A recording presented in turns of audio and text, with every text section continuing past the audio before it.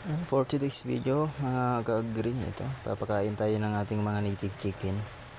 Yan yung kanin pala, hinaluan ko lang ng mga dahon-dahon ng kangkong. Ginayat-gayat ko lang yung mga ka-agree. Papakain natin sa ating mga native chicken na yan. Kung makikita nyo mga ka-agree, umuulan. Pakain muna tayo. Dumadami na kasi yung ating mga native chicken.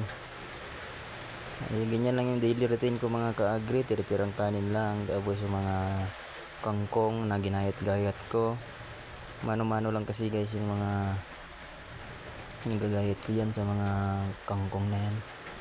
Ayan. Kung makikita nyo, sobrang dami ng ating mga native chicken. Maganda nitong extra income mga ka-agree kasi pwede nating ibenta sa mga palengke, sa mga kapitbahay, ganyan mga ka-agree. Ayan na pala ating kangkong, malago na mga ka-agree, ating kangkong. Mga 5 araw na yung mga ka-agree. Ayan.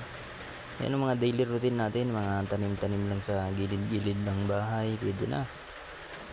Yan mga ka-agree, tignan mo naman malulusog at malalaki ating mga native chicken. Ayan ating mga tanim na gulay, patola, sitaw. Yan ang mga ka-agree. Salamat sa panonood mga ka-agree.